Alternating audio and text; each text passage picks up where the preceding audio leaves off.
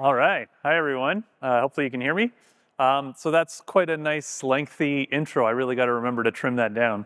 Yeah, we're going to talk today about an ongoing research program at the University of Toronto, trying to bring autonomous driving to Canada. We all know it's going to be a battle because we have these horrible driving conditions that affect us all the time. There's a lot of ongoing efforts that are piling into this research. First off, I want to highlight the Toronto team. This is now, we've 5-peated, so we're in an auto drive competition run by GM and SAE, and the last 5 years in a row, we've come out number 1. There's 100 students every year building self-driving car vehicles from scratch using a GM Bolt, strapping on their own sensors, doing all of their own coding. Really an exciting effort and a lot of great engineers getting amazing training in the autonomous driving industry out of that effort. As I mentioned, we have now 250,000, I got to update the numbers, people that have been through or have at least downloaded or watched one video on my Coursera self-driving specialization. I did this together with John Kelly. It's been a really, really exciting ride. And we've done a lot of work collecting data sets specific to the Canadian environment. So the Canadian Adverse Driving Condition data set, which I'll talk about, and Boreas as well, which was done by a colleague, that are really trying to highlight what it means to come to Canada.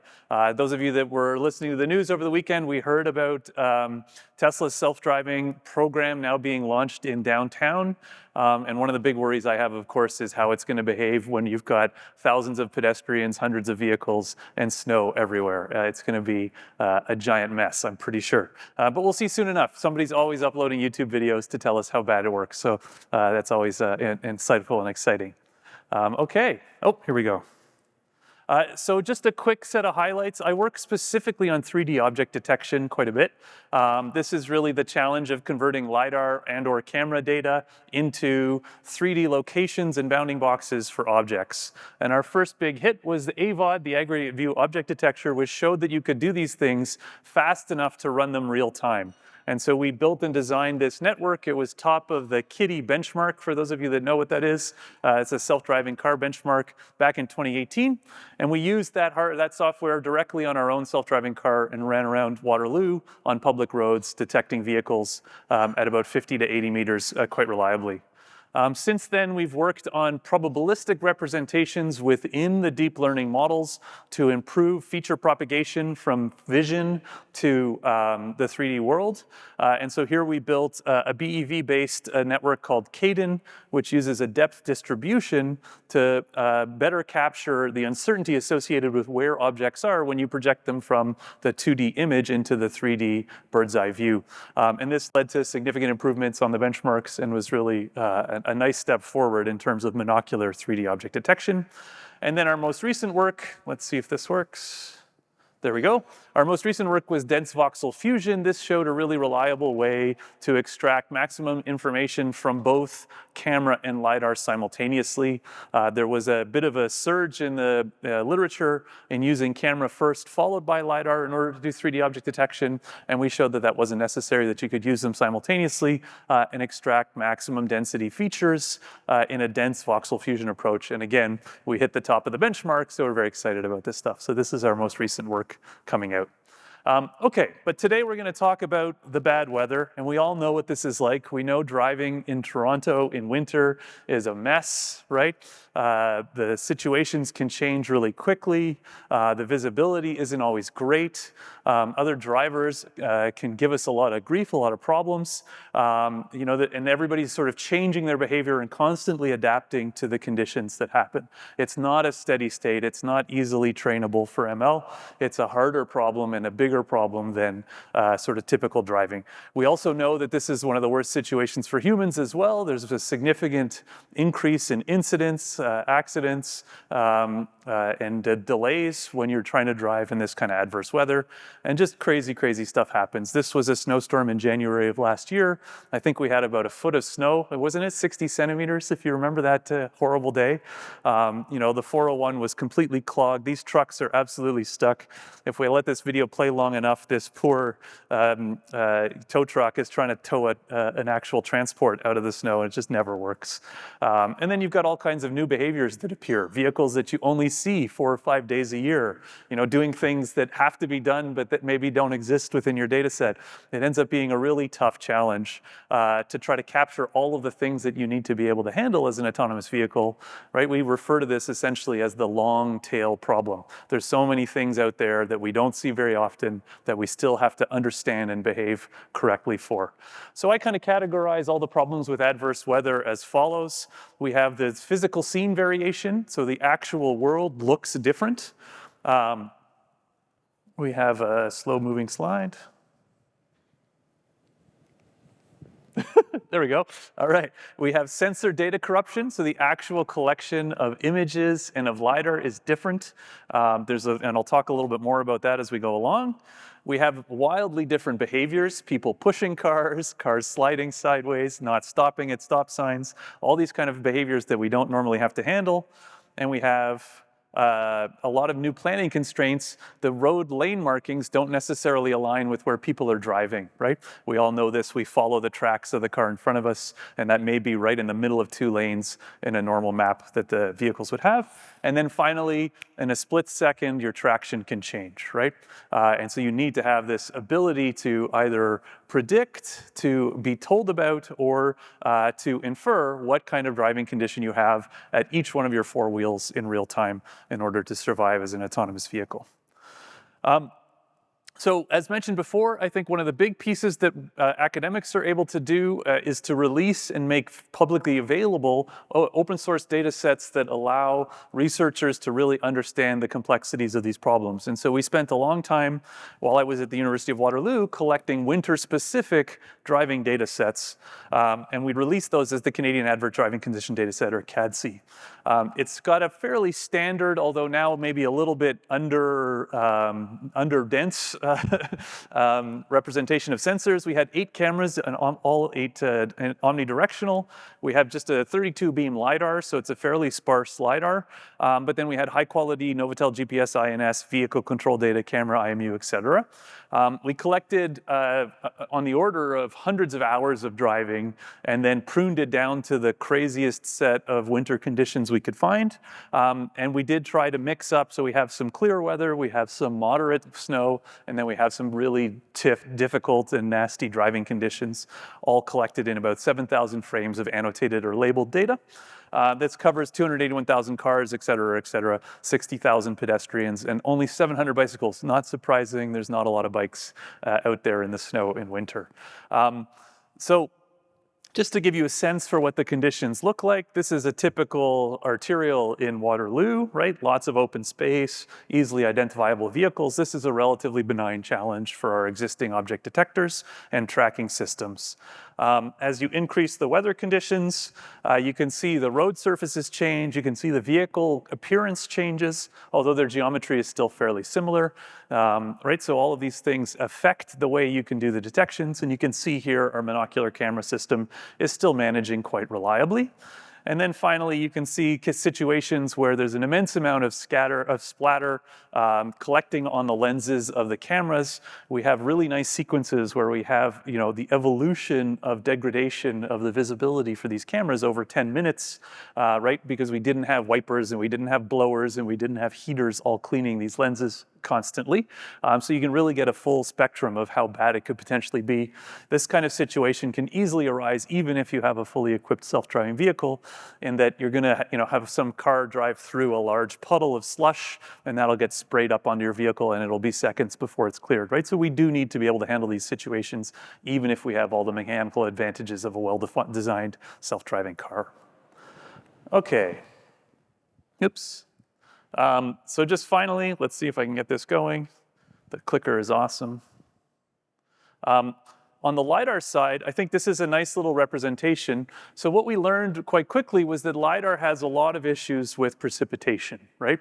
If those snowflakes get large enough, they can reflect a significant amount of the light that's being output by the sensor, and that leads to a lot of backscatter. But that backscatter tends to be within 10 to 12 meters for this particular sensor of the vehicle itself.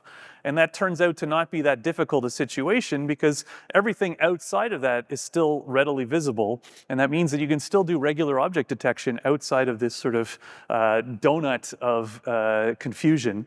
The other thing that we really noticed, which you can see here, is that when there's a solid object in the background, there's less backscatter visible by the LiDAR. And what happens is this is a sensor-specific characteristic. The LiDAR are always picking the highest peak they get in return. So if you're taking a long-range view down a roadway where there's nothing returning a strong peak, you're more likely to get backscatter than when you're looking at a building.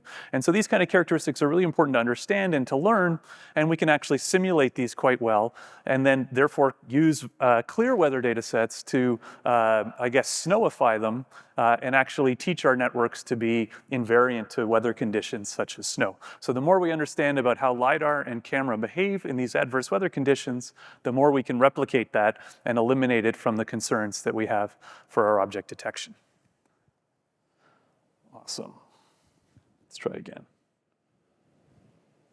Okay, and so we did a bunch of benchmarking where we showed that we were definitely providing a difficult data set here. So we used some existing detectors like point pillars and PVR-CNN. We also threw in our monocular 3D object detector known as CADC.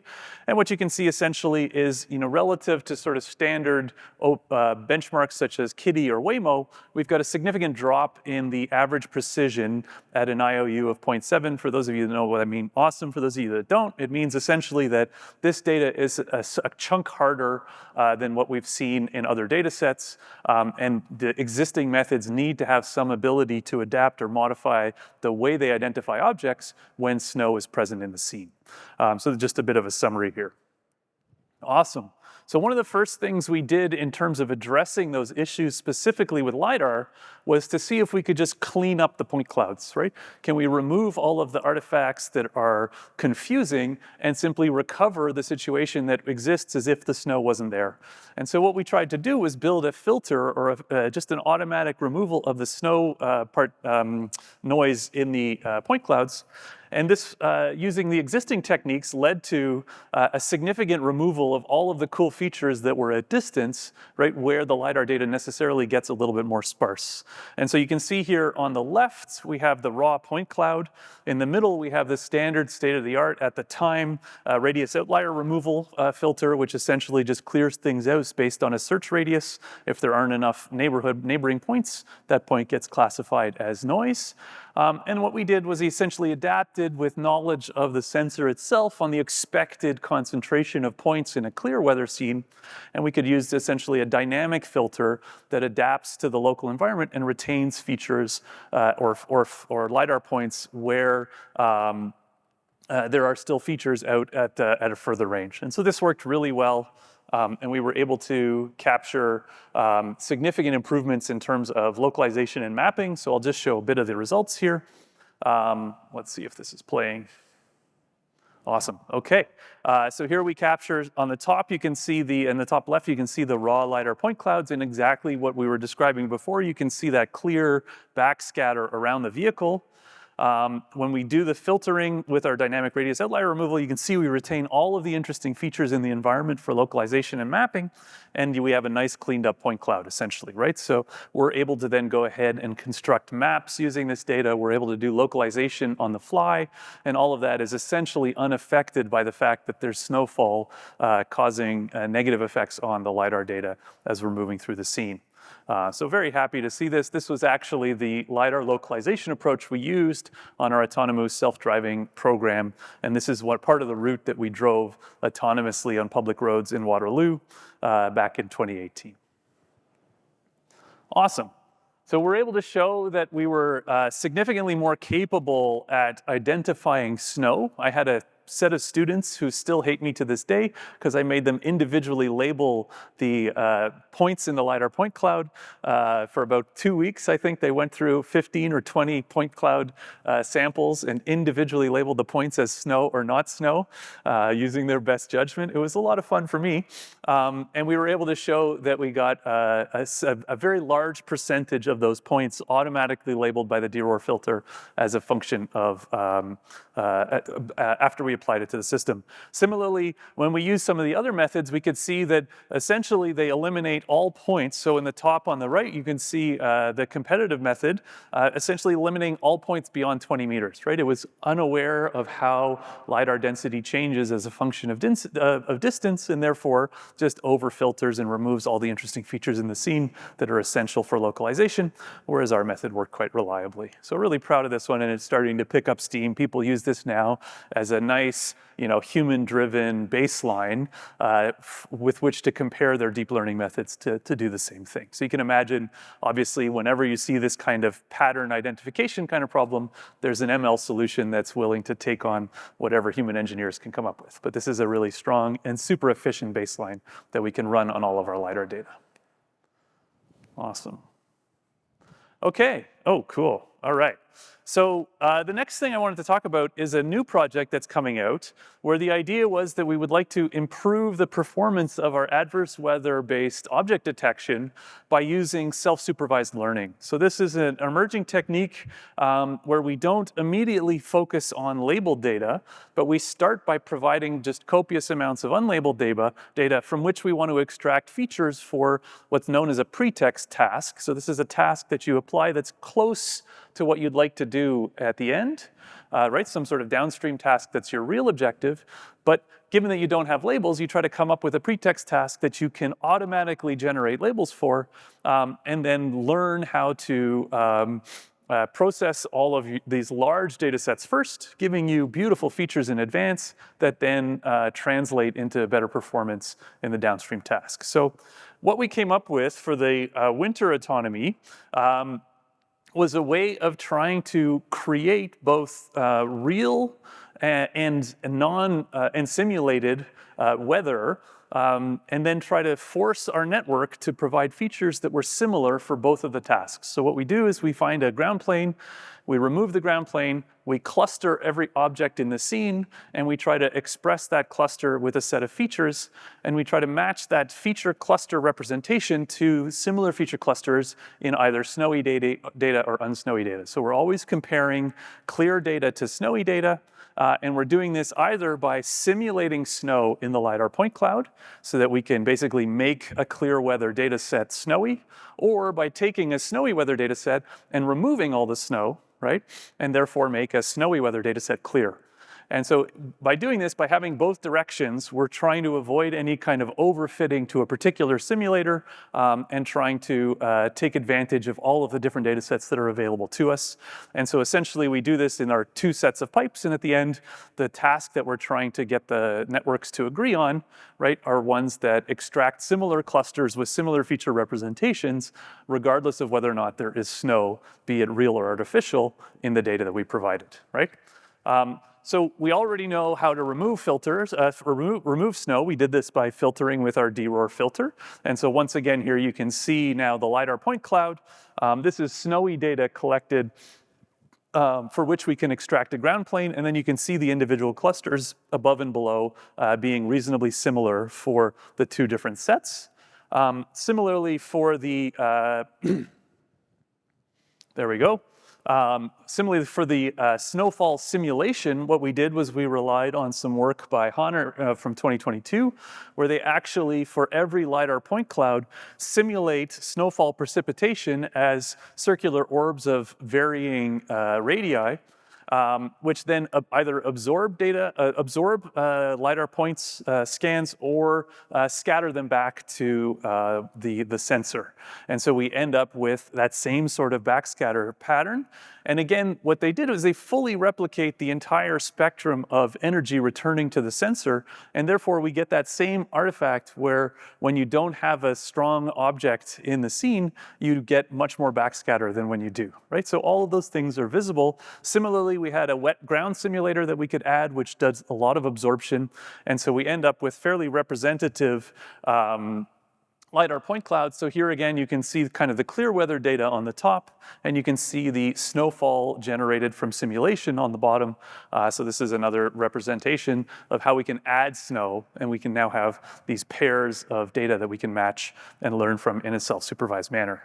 So we're still at the preliminary stage with this. We've got some interesting results. When we do this on fog, we find that our simulators are highly representative and the data is significantly more difficult.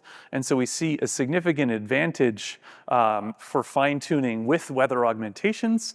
But when we do this on snow, we see that training from scratch is still most effective. These are still small data sets, and we need to really scale this up in order to get the real advantage of SSL. And we also need to push into the weather extremes. So if you have light snow, it's really, as we sort of can see from those LiDAR point clouds, it's not actually as difficult as it might seem in order to do 3D object detection on those scenes. But definitely, if we want to cover the full spectrum of conditions, we're going to see advantage from this kind of approach. So we're excited to push this forward, going on with the project. Lovely. Okay, I'm having fun up here. And this brings me to sort of my closing topic. So those are just 3 little vignettes of some of the work going on in my lab in the winter autonomous driving. And what's happened is we've now, after 2 years of waiting, finally been awarded a major research program at the University of Toronto. It's an ORF-RE. For those of you that are in academia, you'll know what that means.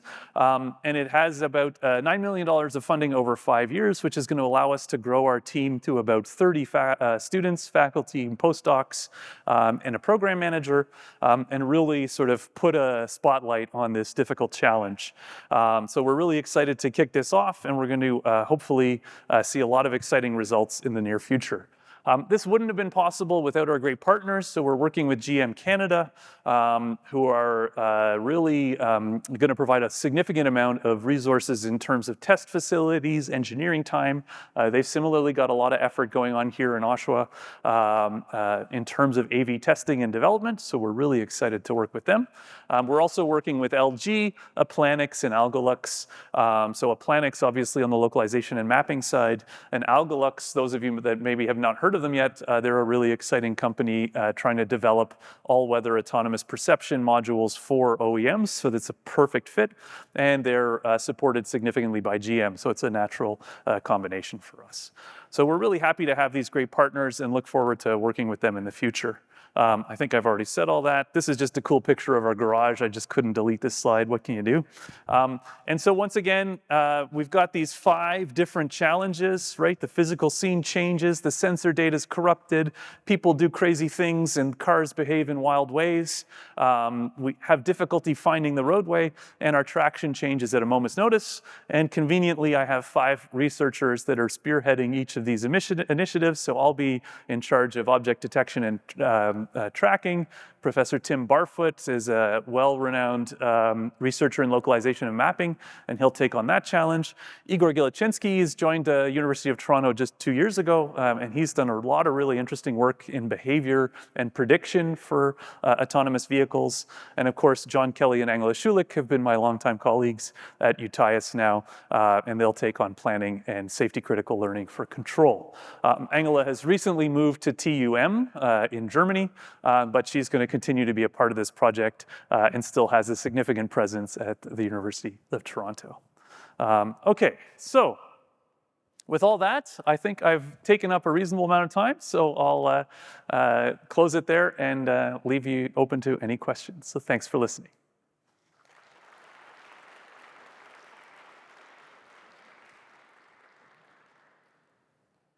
Yes.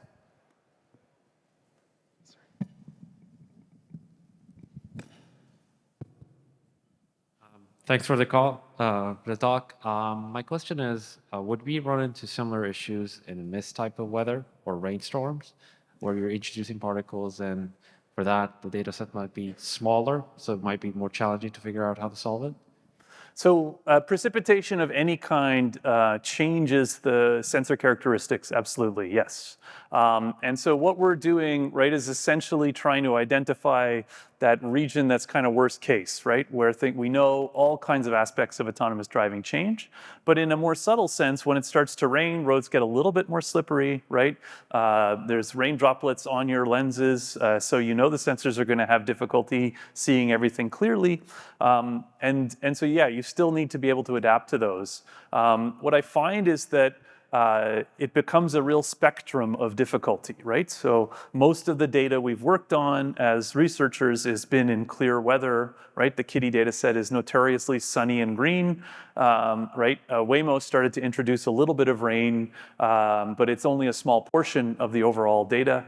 And so you have this challenge that's kind of sitting there in the background, and it's not clear exactly how hard it's going to be, right? Particularly for perception, obviously, is the way I think about it. On the planning and control side, it's definitely a whole new beast, right? The behaviors needed to survive are often kind of problem-solving behaviors, right? So you enter a downward slope and your vehicle starts to slip. This is not something that has part of any simulator to date from what I've seen. And we need to have vehicles and AI capabilities that can reason on the fly that things aren't working or can somehow be trained against the whole spectrum of possible traction situations. Yeah. So I think there's a lot to do in this area. Yep. Thank you.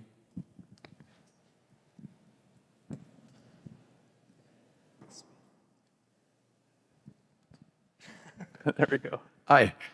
First off, thanks for the talk. That was fantastic. Oh, great. I was intrigued and surprised to see so much on LiDAR, especially in simulation as well. It's really interesting. And I'm curious to know what you might say to other AI leaders like Andrej Karpathy who have abandoned LiDAR and are trying to approach the situation fully using vision. So there's only one I know of, and that's Tesla, right? That have claimed that they can do this whole problem without vision. I come from an engineering background. I think of redundancy as essential to safety. Yes, it's technically possible. Humans have proven that we can drive cars with only vision. Well, vision and audio, right? And feel. So there's no direct requirement for LiDAR, but it's an incredibly informative sensor, right? To get a full 3D model or representation, a sampling of the entire space around the vehicle is immensely valuable for precision maneuvering, for prediction. None of the things that we do as humans are nearly as easy for AI systems, right? The full world model that we carry around, that we've been developing since birth, that teaches us everything about physics and lighting, and right, these are all, they exist in the data sets, but that's not what our networks are learning. Our networks are learning pattern recognition on a finite set of samples. And we somehow generalize that knowledge, right? And we internalize it and distill it into things that can apply to new situations. And that to me is like the big open question. That's the hard part, right? In terms of how we get to this kind of autonomy that can handle these situations it hasn't seen before. And so, throwing out LiDAR, throwing out radar, this is, in my mind, a recipe for disaster, right? That vehicle will be blind the second there's spray on those lenses, right? It's totally fine for the full self-driving beta program, where the human driver is constantly vigilant and, in fact, forced to pay attention by, adding sort of disturbances and crazy maneuvers into the way the vehicle behaves to make sure they're always paying attention, right? But it's a huge gap between having a driver that's always paying attention and then suddenly having a driver that never has to pay attention. This is a really difficult jump. It's a really difficult leap to make, right? There's a lot of history where test programs have failed because the cars were getting too good. So the humans only needed once a month or once every 6 months to actually make an intervention, or in another way of saying it, once every 10,000 or 20,000 or 50,000 kilometers, right? As that happens, it becomes impossible for humans to monitor, where nothing is required of you for hundreds of hours, and then suddenly your life is at risk in 4 seconds. Go, right? It's an impossible task. And so, in my mind, having these redundancies, having this sensor system that can see everything independent of any kind of failure on the vision. It's going to be really important to actually prove that we can do this safely. And radar is another example. Yep. I think we only have Yeah. time for one question. Any other questions? Yeah, I'm here. Oh, at there the you end. are. Yep. Thank you for the talk. That was amazing. Cool. I have two questions. One is just a follow-up from the question that was just asked regarding a LiDAR. Um, is there a special case for LiDAR in such kind of weather conditions when it's not sunny and perfect, which makes LiDAR more important in, for example, rainy and snowy conditions? And has this data informed you about that in any way, because of which there was so much focus on LiDAR? So that is question number one. Yep. And question number Let's two. pause there, and then you can ask the next one. That's great. So are LiDAR sensor manufacturers trying to improve their sensors to avoid issues with? Absolutely, yes.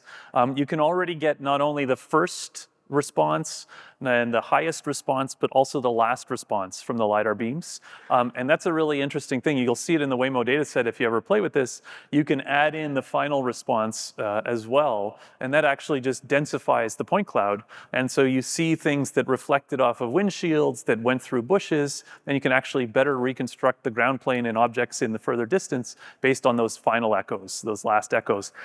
It can also be noisy, and you get a bunch of scatter that's under the ground and above, right? So there can be multipath issues and things like this that affect that. So it's a difficult challenge for the sensor manufacturers.